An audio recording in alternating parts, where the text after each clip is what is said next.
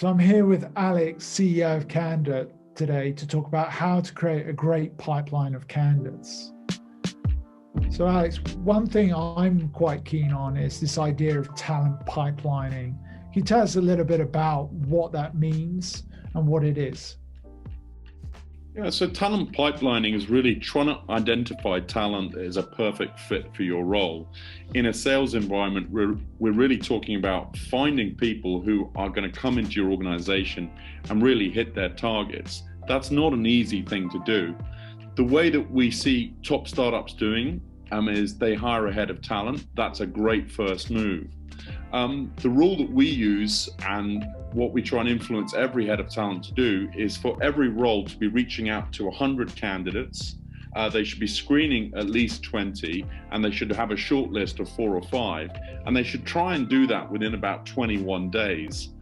One thing that we see a lot of clients fall down on is the interview process is just simply too long. It takes more than 21 days to actually bring those shortlists through and actually get them through that and actually get the offer out.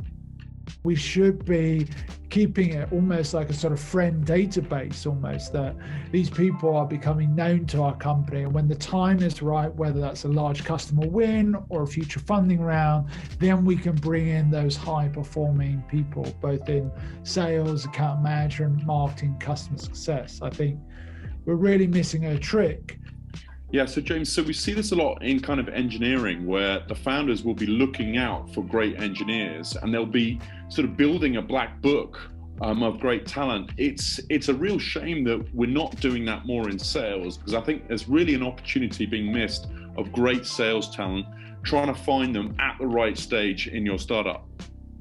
So Alex, a lot of people want to create a talent team, but what are some of the first steps? So the first step is you hire ahead of talent, and there are some really experienced folks out there who've scaled teams from 10 up to 100. So that is your first step. Try and find the ones who are generalists, who can do every single role within that. It's very, very challenging to find them, but those are the key things. Try and find the ones who've got really good process, really understand what the founder is trying to scale here. So you said about head of talent, what typical kind of background and skills does that person have?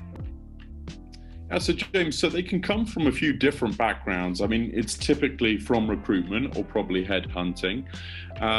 But I think there are enough folks out there who've done this once before, so you can find people who've actually got a track record from this. If there were 3 things which I had to identify for a really good head of talent, they have to have strong process. Recruitment is about process. Secondly, very high on emotional intelligence. They have to understand that people are different. Different people can succeed in different ways.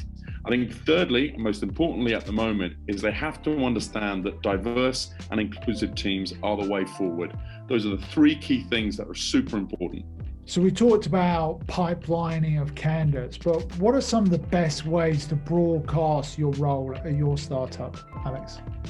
So you think of the obvious, you can obviously put out onto job boards. For me, the best way is to use your network, to start asking other founders, to start asking other heads of sales who the top talent is. That is the key way that you build your early team. Yeah, I completely agree. We found referrals to be really, really helpful, partnerships as well.